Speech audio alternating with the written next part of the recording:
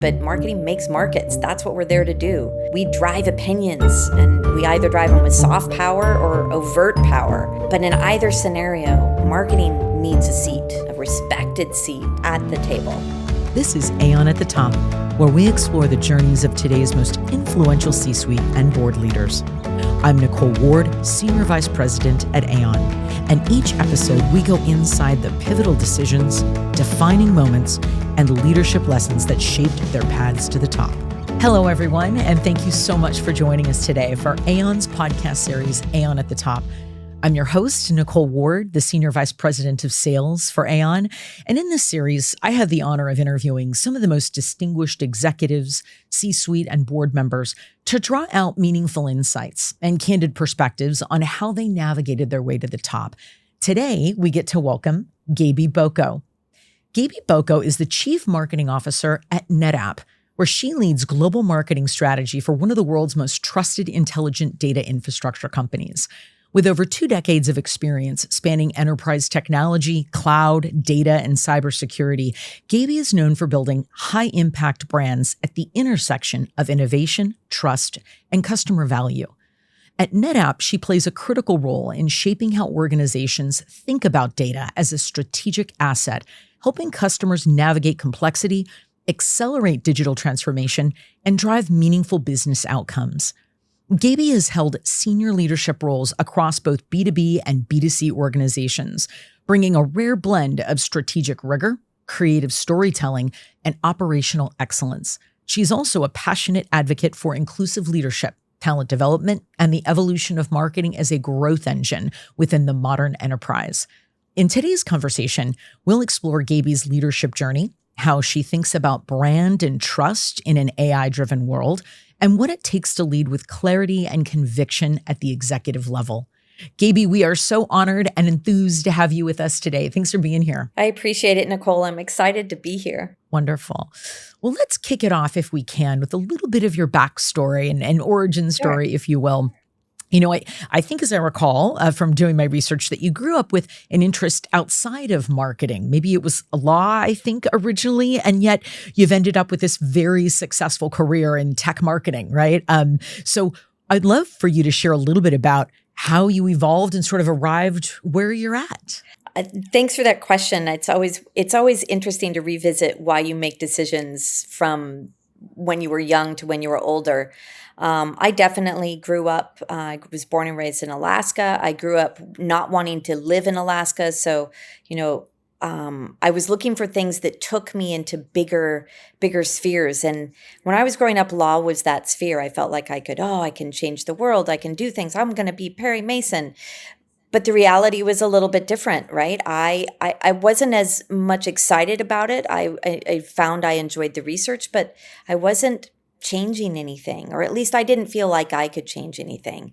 And I was at the dawn and the early years, the growth years, the boom years of tech, and tech was exciting, and it gave an opportunity to someone who was slightly technical, slightly risky and interested in risk, a real chance to kind of walk through the door and say, you know what, I can change my story, and I think this is going to be it. I had no idea I would be in it forever, but it turns out that it just turned into a career. But this was the moment, and I still continue to be inspired by it every single day. That's fantastic. You know, were there certain pivotal moments or inflection points in your career along the way that you look back and say, that was an anchor move, or that was a key point? You know, I think because I treated myself as an intern to the industry itself, that I treated myself as constantly learning, trying to challenge myself with new experiences. So I think every year, and I still continue to do it, every year I find something that I want to learn. And that's what I love about the industry that I'm in, is that it can change. It does change. Your view, your outlook, what you deliver has to change if you're going to keep up. And if I have to pick a couple of moments, I think it's the moment that, I realized I wanted to be in management. The moment that found that I could speak to customers and have them understand, the moment that I could build a campaign that resonated beyond my industry. So all of those became small things that just continued to help me want to find new experiences. But I think the biggest moments come whenever you're deciding to change a company inside. I think within tech, I've been in some amazing companies. The first part of my career was super small. I did a lot of startups. I was going to hit it big like everybody else. And then I did. I hit it big and I got acquired and I went into a really big company. And most people now think I've been in big companies my whole life, but big companies change you just like small startups do. And companies, when you jump, change. You change, the company changes. So I would say every 5-ish, 7-ish years, I go through a company change, and that's been pivotal moments in my career when I've taken on something different and I've changed. I love the themes there of that sort of learning, the lifelong learning, which it sounds like is Hmm. is a pillar for you. Yeah. And then the other key word there, obviously, being change and transformation, right? I love that. And you've talked about repositioning NetApp's narrative toward intelligent data infrastructure. What's been the hardest part of that transformation, to use your word, that change, culturally, operationally, or even in terms of the market perception? I think anytime you're changing anything, a transformation of any type, if it's operational, if it's story, if it's product, what you're building is something that is new. It's not that it's never been thought of, but you're envisioning it together. And I think the key point to that is, how do you envision it and build it together? I think the other part of that is, how do you not get lost in the process of transformation and give yourself permission to experiment and still create something new? I believe some of the best work that I've ever done has been when you know that lightning has struck and you are allowing yourself to take advantage of it. For intelligent data infrastructure, this was something that my company had worked on for the better part of 15 years, and everybody said there's something missing, there's something missing, there's something missing. And when we saw it, we heard it, it was just a few of us. We knew that was right. And even though people wanted to say, I don't think it's right, I don't think it's right, there were a few of us that, nope, this is right. It might not be right forever, but it's definitely right for right now. So I think when you're thinking about transformation, you have to be equal parts collaborative. You have to be equal parts willing to say, this is the line, this is it, that's the thing. And you have to believe and understand that sometimes you don't build it by committee, even if the committee puts it into execution. So transformation I don't think I ever get it fully right. And I don't think every transformation I've been a part of have actually worked. But what I'm really proud about with NetApp and intelligent data infrastructure is that one is working. It's not complete, but it's definitely a transformation that continues to pay dividends. Very, very interesting. And in your view, what's the biggest gap in most organizations between their marketing narrative and their product sort of business reality? And how have you addressed that at NetApp? Yeah, I think it's really hard when you're in tech to equate your portfolio or your product, if you have a single product, with your narrative. People will recognize you by the products, but if you want to do something meaningful that kind of comes up and out of the product and the product value and into the value you as a business can bring, then that requires you to think differently. And I think in tech, you can fall victim to it just being a product narrative. We see value in the product, but we have a hard time telling that story through the customer lens or for the market lens or for humanity if your company does that, right? So I think the biggest gap is finding value and sticking to it and always being able to communicate the value. I think the other challenge is losing sight of who your target is.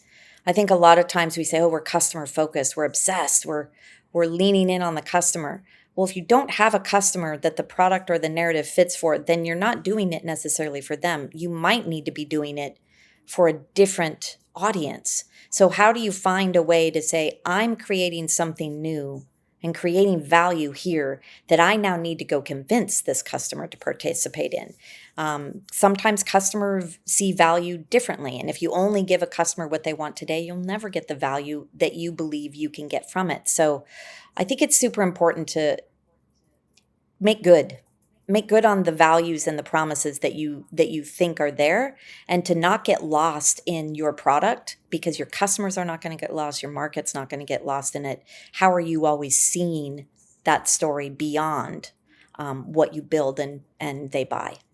Yeah, I love that broader thinking, and longer term focus, right? Yeah. If we pivot a little bit to sort of that customer, or I should say dovetail into that customer and Yeah. market focus, in a data-driven world, you've emphasized simplicity and human connection. How do you keep the people in the center of a marketing strategy when there are so many tools and data sets and metrics, et cetera? How do you keep that connection? Well, and that gets so you're not forgetting your customer or your future customer. Let's call that market. Let's call them the future customer, because you're always thinking about the value. But the one thing that you can't miss here is that the people who are delivering it is your marketing team, right? And so you have to be able to hear internally, and you have to be able to hear externally as well. And then you have to find a way to kind of bring that connection. That's really where the data comes to bear, right? Now, the data is the grounding piece of strategy that allows you to speak to your customer, and allows you to speak to your prospective customer, and it allows you to be relevant for your marketing employees who are looking to try new things, to test new things, to do things that are meaningful. Honestly, I think that marketers have a tendency to always be about data, but sometimes you can get lost in the metrics of the data and the data itself. So it's always important to keep those three factors of who's actually looking at the data and who the data is there for, to really find a way to make those connections matter. That's what marketing is there to do. If you think about what we're here to do, we're here making markets, and the data is telling us whether we're doing that right. And the data sits in those three audiences in a way. And so, I've always believed that customers' data, prospective customers' data, your data, that's the next big thing. It's always been the big thing, but it's the place the territory that you have to be able to win. Yeah. Well said. With customers, thinking so much of their data as a product, right? And AI kind of becoming the core of that. How are you advising customers to prepare, and how is NetApp sort of enabling that, if you will? It's really interesting. I was having this conversation with a group of 20-year-olds who were at my Christmas table over the holidays, and they were like, well, you're in storage. And I was like, yeah. And they said, well, why is that important for AI? And I was like, AI eats data. Where's your data getting stored? What are you doing with your infrastructure? Absolutely. And they're like, what do you mean? And I had this conversation, and I felt like I had to pivot to talking to a 20-year-old who, by all accounts, are incredibly smart individuals, and I love them all. Sure. If you're listening. But at the same time, I think that is the biggest part that most people get wrong, right? You're always thinking about the application, the workload, or even the compute value of all the data you can access to use AI. But where's all that data coming from? Where are you putting it? How are you knowing that when you do a computation, if you do a workload, if you're running an application, your AI is creating net new data every time it goes out and runs an AI workload. So your data is so big that if you're not thinking about your data infrastructure, where it sits, how it's connected, how it's secure, how you're able to utilize it, then you might not be ready, or you'll find gaps in your readiness and find gaps in your performance with your AI. So I think that's the one thing that people are increasingly discovering, is that where your data is, how you're keeping it secure, those are kind of the biggest gotchas when it comes to AI. There's a trough, there's a elevated excitement about AI. Then there's the trough, like I don't know if this is going to work for me. So I say start with the basics. Infrastructure is more than just a box. It really is. It needs to be smart. It needs to be intelligent. It needs to be connected. It needs to be everywhere, and it needs to be secure. And if you can nail that, then it really doesn't matter what you're going to go experiment with AI. So that's how we're enabling it. That's how we think about it. That's our goal. That's our mission. That is why I believe intelligent data infrastructure is one of the most resonant storylines on the planet right now for any company in my business. How did that land with the 20-year-olds at your Christmas table? Did they I get got it? I finally get what you do. I love, there's hope. There's Gabie, there's hope. hope. No. There's hope. So one of the things I know that has really resonated with our audiences is when I've asked the question around, successes and failures. And I often quote my great grandmother, who used to say that poop makes great fertilizer. And so I'm wondering if you'd be willing to share, maybe a face plant, some poop in your history, if you will, that of something that didn't go well, where you were able to really learn, or maybe it's a big win, something that just absolutely landed the right way, where there was tremendous learning. Either way, I'd love to hear if you have some thoughts. It's going to sound wrong, but I feel like there are so many face plants in my past. I think if you don't have face plants, then you're not actually truly learning. So, if you can imagine any way to screw up, I've definitely done it. I think the first one that I did that was the biggest one and felt like it was insurmountable was way back in the day when everybody used 800 numbers. I printed an 800 number that was owned by a completely different company. And so all of our work traffic was going to an 800 number that wasn't ours. And I had to go convince this company and this one guy in Wisconsin to sell us this phone number back. I mean, that's, at the time, that felt horrific and challenging. There's been challenges, face plants, with how I manage. There's been content that's been crap. There's been expectations and performance. I mean, I've done it all. I am a collection of my failures, but I think that hopefully that there are probably some really great wins that make up for those. I'm probably going to spend less time on the wins, but I like my mess ups. I feel like I've grown from them. I You like your the poop garden makes that grew from the fertilizer? totally. I think that comes down to, like, also I think that most people maybe take it too seriously, or business is just business, right? And if you own it and you say, you know what, I messed this up, this is on me, and you say, but this is how I'm fixing it, then I think people have to accept that. I also think we have to create cultures inside our teams and our companies that accept that, that change and things can mess up and happen. As long as people are willing to say, you know what, yes, on me, let's do something different, then they're the right employee for you, because they're willing to hear and willing to change and willing to listen and willing to call out a mistake. It means that they're equal parts risk and equal parts honest and relevant. So I'm all in for the mess ups. Give me more. I will have many more in my career, I'm sure. So I think I like what your grandmother said.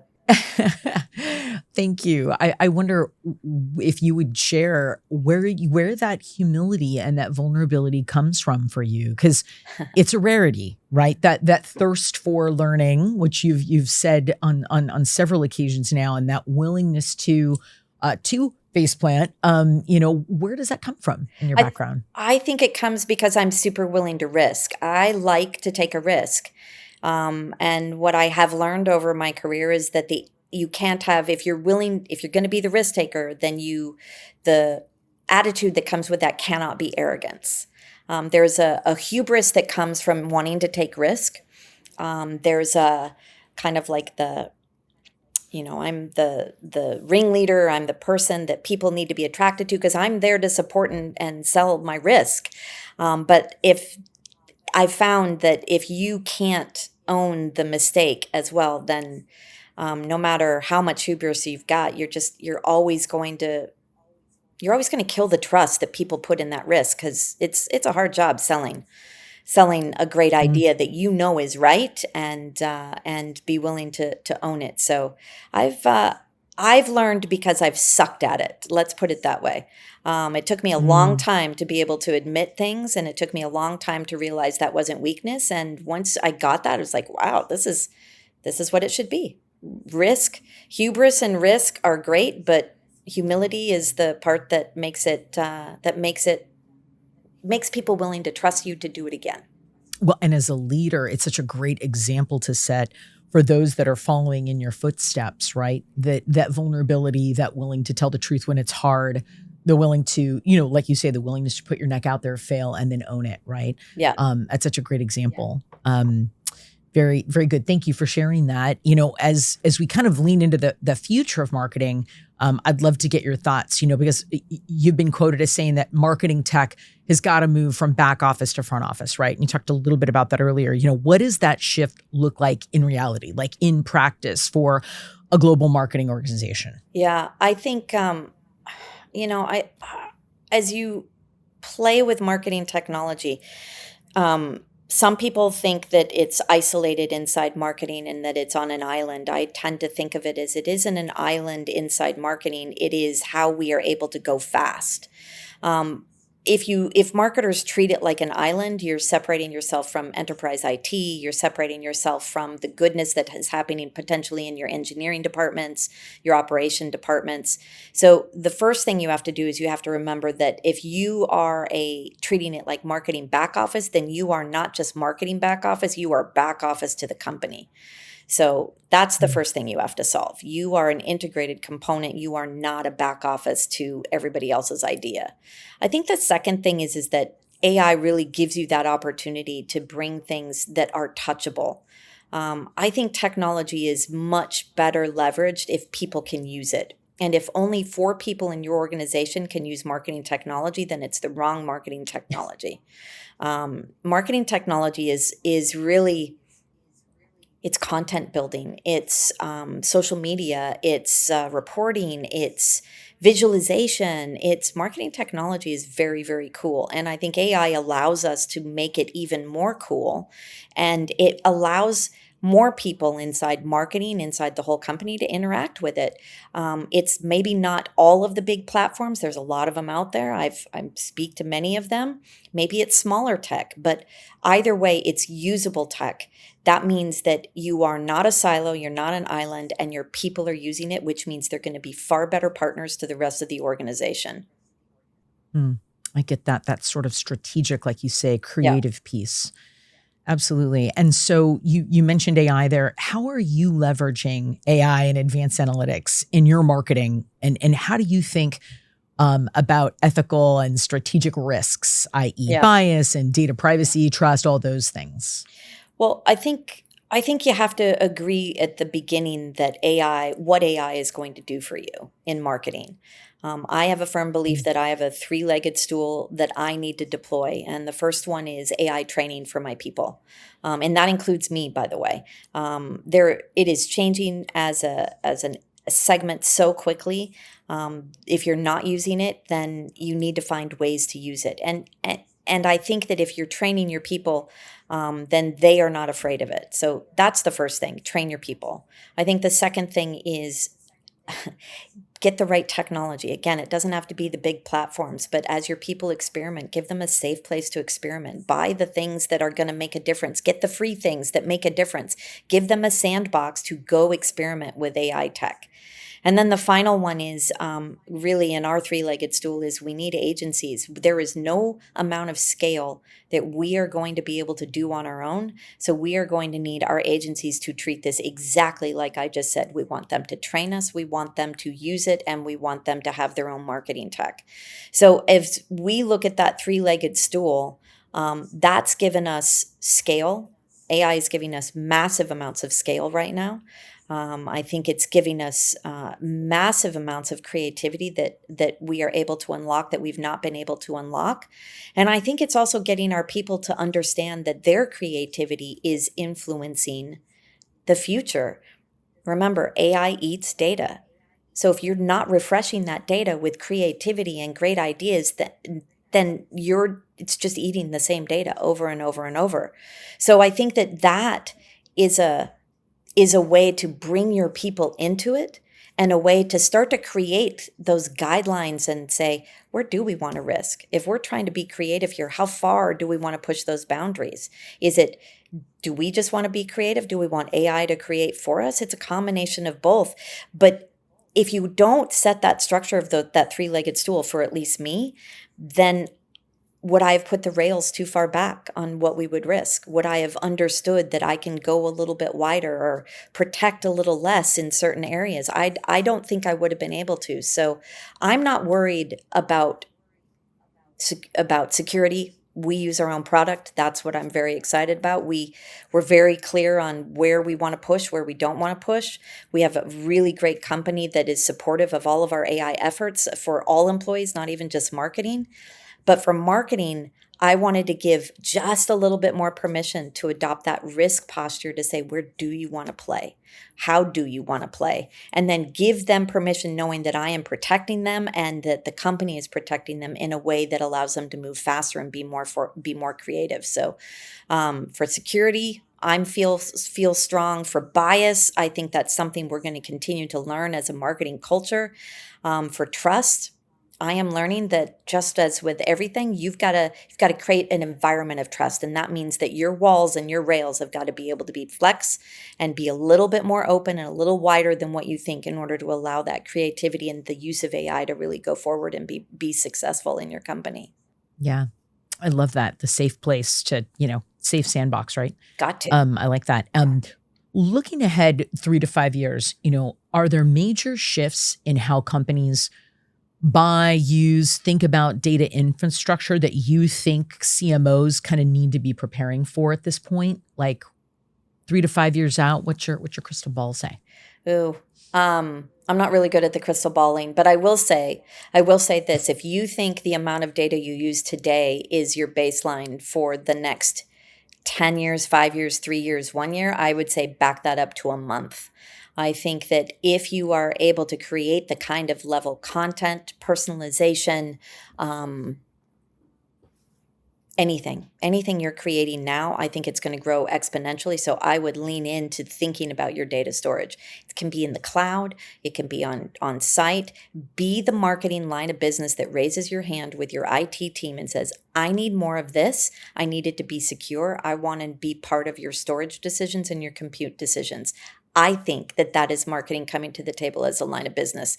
If I had to say what's most important to me as a marketing organization, regardless of the crystal ball, go be part of the organization. Don't get on your own island. Marketing can drive, as a line of business, critical strategic thoughts on data infrastructure that maybe haven't been thought about, and you need to be part of that story. Compelling. I like that. Pivoting a little bit to your obviously very, you've had a phenomenal career with ups and downs, as we mentioned. But when you think about yourself as a leader, and when you think about things not going as planned, how do you lead through those moments? How do you pivot fast? How do you move forward with your team and not lose momentum, right? How do you stay agile? I think it's permission. I think it's also perspective. I think when you are giving your team that safe place, you need to give them permission to go experiment and to be. And that means that you're also giving them your perspective. Do I tell my team exactly what to do? No. But do they know my perspective? Absolutely. And my perspective is usually way ahead of, and way kind of a little bit boundary pushing from maybe where they are. So my job, I believe, is not to keep them confined. My job is to give them a vision for the future. So I believe very, very strongly that CMOs are there to provide a view of the future for their teams, for their company, obviously for your customers, for your future customers. But if your team isn't sure about where your vision is, then it's going to be really hard for them to be able to operate in the day-to-day. And that means that I can't be in their day-to-day. And by the way, that is the hardest thing for those who have worked for me, they know that that is the hardest thing for me to do, is to stay out of the day to day. Being a micromanager does not get things done. Being a micromanager does not create agility. It creates a command and control organization that doesn't advance. So I check myself often, personally and professionally, to not be a control freak, to not be a micromanager. There are areas that my team will say I definitely am invested in. I like to hear about it. So they've learned how to manage that for me. I like pre-reads. I like to at least know, and I like to be asked. If you don't want it, don't ask me. And if you don't need it, then don't ask me. But yeah, I think agility comes from perspective and everybody understanding your perspective, and then again, really giving them the permission to go and be excellent. Yeah, I love that. You know, I'd be curious to get your thinking on, we've talked a lot about innovation, but balancing as a member of the C-suite, at the leadership table, balancing innovation with risk avoidance and consistency. And, there's that point, right? How do you go about doing that?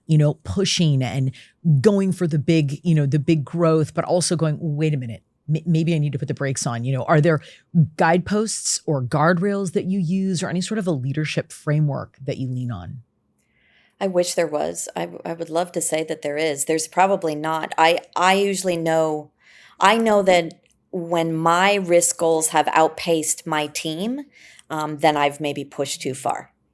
But I Mm, am always being pushed. So I have a fantastic CEO and president who are constantly pushing me. More out of less, more interesting, more future face. So I am, my risk profile is huge, and my future vision is huge. My job is not to then go elevate that risk profile with my team, but to make sure that they can get there.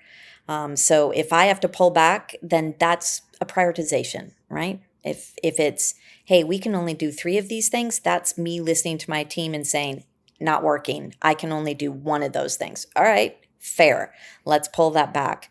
Also listening to my team, we've just done this thing on barriers, right?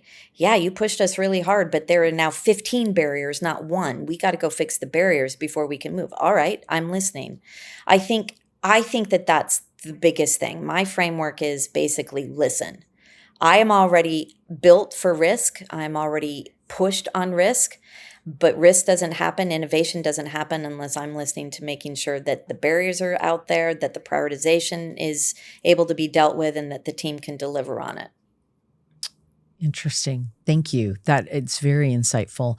And when you think, shifting here, when I use the word legacy, forgive me, because I feel totally, old. Thank you for using you that. got a lot of runway left here.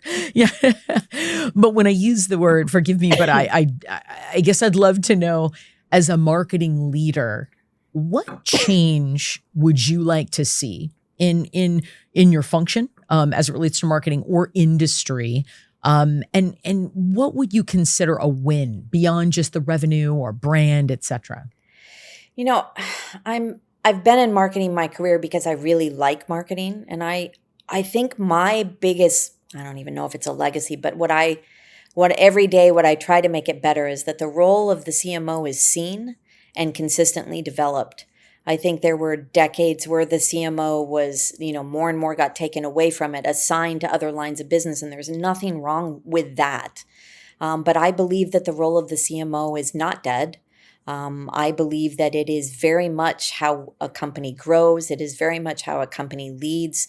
And so I am committed to through me, hopefully, and how my execs work with me, is that the role of the CMO is seen and that they are wanting to develop it. Because I believe that marketing can be more than a service. I think sometimes in some organizations, maybe marketing is more relegated to being a service to revenue or a service to brand. Um, and that's definitely part of our role, but that's not the entirety of why marketing exists inside an organization. Marketing, we've already said it, I've said it probably ad infinitum, maybe ad nauseum, but marketing makes markets. That's what we're there to do. We drive opinions, and we either drive them with soft power or overt power. But in either scenario, marketing needs a seat, a respected seat at the table. That's what I want to be known for. That's the storyline that I hope I continue to give, and that hopefully people who want to be CMOs will be inspired by. Very good. Well, for aspiring leaders, kind of leads into my next question, especially folks that are in tech or marketing or business in general. What are some of the compounding habits or mindsets that you would recommend for them? A lot of folks listening to this are aspiring to the C-suite or aspiring to get on a board. How would you coach people that want to build influence or more resilience, over the course of their career? Yeah. I have always had a specialty. I started at being digital. I'd say now it's more of the AI transformation inside digital. I think develop a specialty. You're not just marketing is my specialty. It's not my only specialty. It's I am technical and I am very AI forward and I'm very digital forward. So that's my specialty. So have a specialty. I think we've already talked about it. Have the hubris that comes with risk, but certainly have humility that allows you to admit the mistake. And quite honestly, I think you have to figure out what your soul is and who you are. You are not your career, and you are unique as an individual and something separate from what you do. You have to find that part of you and protect it and feed it. And in turn, if you do that, you're allowing then that to feed the parts of your career. Like I said, I'm transformational. I like AI. I like tech. I allow that part of me to feed my career. But I think at the end of the day, don't ever let your career define or change you, because the you is your superpower. So, women find that all the time. I think women in tech, I think women in marketing, you are amazing. Find out who you are and go run with that, and other people will see that too. I think it's such a great point, and such a salient one, because so many of us do identify what we do every day as who we are, and it's really hard to break those apart sometimes. So it's a great reminder. Yeah.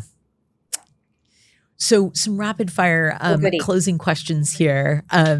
In terms of podcasts, books, any sort of content that you read, that really influences you, how you think about either leadership or performance, what feeds you, what content resonates with you, anything you could share with our listeners. I'm probably more of, I definitely do podcasts, but I think the two that I've gone back to more recently are The Power of Moments. It's a book.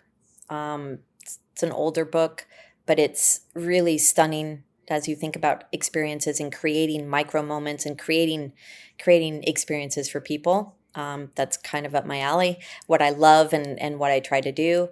Also, one that's more recent is Be the Unicorn. I think we've already talked about how I am a risk taker and how I'm in marketing, and really the industry that I'm in is driving with data. So that's another really great book. But honestly, be curious. That's the biggest thing. That's what I am. So I love that.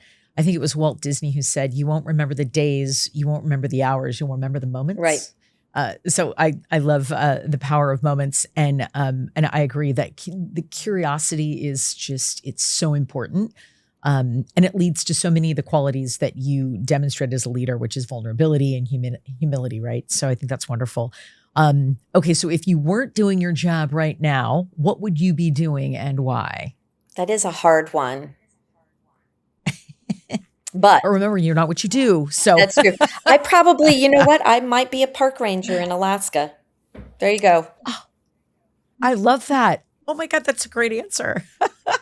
I could see that for you. Yeah. I love it. I think I would look good in a hat. Totally. And a lot of clothing. Totally. I love it. What's your go-to recovery strategy? When you've had intense stretches of work or travel, is there a way that you balance sort of taking care of yourself with the incredible demands of running the team, the company, the way that you do? I'm probably more of an introvert than most people would realize. So when I need to decompress, I want to be home. I want to be at my own home. I want to eat my own food. I want to be with my dog. I need the quiet. I need to dull the noise that comes in. So yeah, it's just being quiet, walking, sitting with the dog, playing with the dog, just being home. I think that that's centering. You need to ground. So it's completely Yeah. dull and But boring, but that's how I like forget the noise in the outside. hey, a recovery is to each their own. And Yep. I'm with you on dialing the knobs down on the volume so that we can actually, get more present, right? I think I it's do think huge. there are so many voices right now, right? You get the news, you get work, you get markets, you get requirements and job and performance, and sometimes just turning it all down, like you said, knobs, like, yeah, just reduce the noise. Yeah. Well, and recovery makes us better leaders, right? Totally. It better leaders for our team, better leaders for our colleagues. We need that downtime to nourish, reflect, and then to so that we can get back after it and have the success that obviously you've had. Agree. And speaking of success, other than numbers or revenue, what does success mean to you? And are you successful? It's not a thing, right? I probably would just say if success means have I tried? Am I answering that question? Have I tried? Have I learned something? And maybe have I made something better? I mean, that's really what success looks like to me. Have I tried? Have I done my best? Have I learned along the way? And have I somehow made something better? That's it's quintessential success for me. Love it. And last question, if people want to find you or follow you or just, maybe reach out to you, how would they do that in the Mm. best way? Well, I'm Gabie Boko on Instagram, so just my first name, last name. Same on LinkedIn, and you can always find me at NetApp, or you can find me at any of our sponsorships. I'm with the 49ers, with the NFL, with Aston Martin, at DreamWorks Movies, at Ducati, so you can always find me with any of our sponsors as well. Love it. Yes, some of those names are some of my favorites. So I love it. And I'm used to seeing NetApp with them. So that's wonderful. Well, I'm so grateful for your time and so appreciative, so insightful, and really grateful that you spent some time with us today. Thank you so much, Gabie. Thanks, Nicole. It was a great conversation.